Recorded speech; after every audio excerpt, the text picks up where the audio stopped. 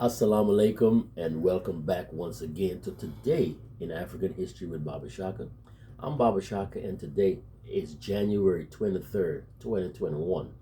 And on this date, January 23rd, 1976, the world lost a great personality and moved on to the realm of the ancestors. And I'm talking about no other than the great Paul Robeson. See, Paul Robeson was an acclaimed 20th century performer known for productions like The Emperor Jones and Othello.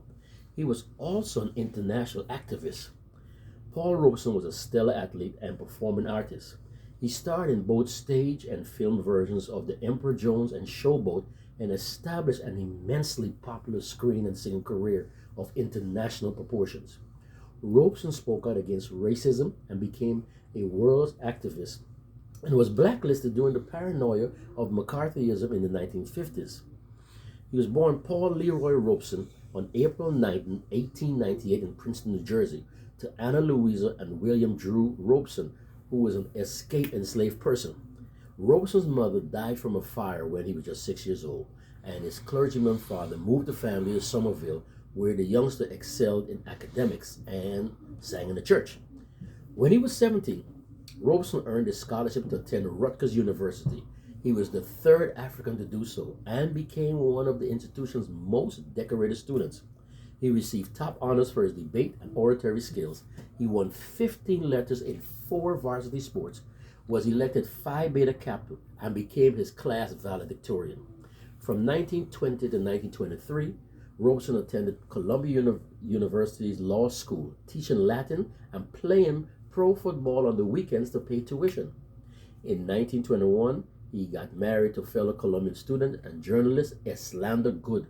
The two would be married for more than 40 years and they have one son together who was born in 1927, and of course that's Paul Robeson Jr. Robeson briefly worked as a lawyer in 1923, but left after encountering severe racism at his firm. The encouragement from Eslander, who would later become his manager, he turned fully to the stage. Robeson made a splash in the theater world as the lead in the controversial 1924 production of All God's Children's Got Wings in New York City, and the following year he starred in the London staging of The Emperor Jones. Both plays were written by playwright Eugene O'Neill. Robeson also entered film when he starred in African American director Oscar Micheaux's 1925 work Body and Soul. Although he was not a cast member of the original Broadway production of Showboat, an adaptation of an Edna Ferber novel, Robeson was prominently involved in the 1928 London production. It was there that he first earned renown for his singing, "Old Man River." Forget that. This was a song that was destined to become his signature tune. In the late 1920s, Robeson and his family relocated to Europe, where he continued to establish himself as an international star through big screen features such as Borderline, which was done in 1930. He starred in the 1933 movie remake of The Emperor Jones and would be featured in 6 British films over the next few years, including the desert drama Jericho and the musical Big Fella, both released in 1937. During this period, Robeson also starred in the second big screen adaptation of Showboat in 1936 with Hattie McDaniel and Irene Dunn. Robeson's last movie would be the Hollywood production of Tales of Manhattan, which was done in 1942. He criticized the film, which also featured legends like Henry Fonda, Ethel Waters, and Rita Hayworth, for its demeaning portrayal of African Americans. Now, having first played the title character of Shakespeare's Othello in 1930, Robeson again took on the famed role in the Theatre Guild's 1943 to 1944 production in New York City, also starring Uta Hagen as Desdemona and Jose Ferrer as the villainous Iago. The production ran for 296 performances, the longest running Shakespeare play in Broadway history. A beloved international figure with a huge following in Europe, Robeson regularly spoke out against racial injustice and was involved in world politics. He supported Pan-Africanism, sang for loyalist soldiers during Spain's Civil War, took part in anti-Nazi demonstrations, and performed for Allied forces during World War II. He also visited the Soviet Union several times during the mid 1930s, where he developed a fondness for Russian folk culture. He studied Russian, so did his son, Paul Jr., and who came to reside in the capital city of Moscow with his grandmother. Yet, Robeson's relationship with the USSR became a highly controversial one. His humanitarian beliefs seemingly contrasted with the state-sanctioned terror and mass killings imposed by Joseph Stalin. In the United States, with McCarthyism and Cold War paranoia looming large, Robeson found himself contending with government officials looking to silence a voice who spoke out eloquently against racism and had political ties that could be vilified.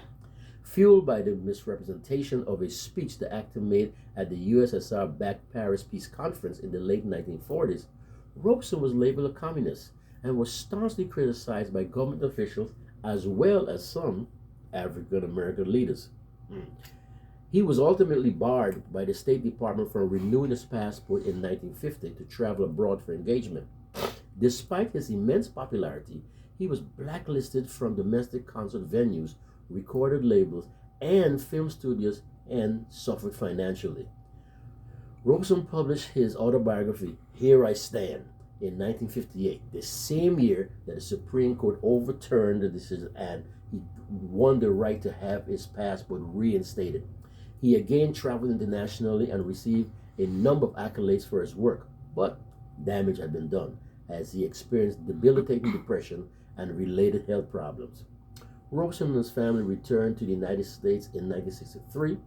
After Eslander's death in 1965, the artist lived with his sister. He died from a stroke on January 23rd, 1976, at the age of 77 in Philadelphia, Pennsylvania. In recent years, efforts have been made by various industries to recognize Robeson's legacy after a period of silence. Several biographies have been written on the artist, including Martin Duberman's well-received Paul Robeson, a biography, and he was inducted posthumously into the College Football Hall of Fame. And in 2007, Criterion released Paul Robeson, Portraits of an Artist, a box set containing several of his films, as well as a documentary and a booklet of his life. You might want to look that up and get that for yourself so you learn a little bit more about this great man. Okay? So on this date, January 23rd, back in 1976, we lost Paul Robeson, who became an ancestor. For those of you who have already subscribed, I want to thank you for your continued support. For those of you who have not yet subscribed, don't be afraid. It won't hurt. Just hit that subscribe button. It says subscribe right there. Just hit it right there. And you too can join the family. Now, what I'd like for you to do is if you can make some comments, make some suggestions, make some criticisms, let us know what you like, let us know what you don't like. Also, if you can share this with some of the young people in your life, younger siblings, your children, your nieces and nephews, because they don't teach this stuff in school. Generally, they don't teach this stuff in school. So, once again, this has been Today in African History with Baba Shaka. Until tomorrow, God willing, Masalam.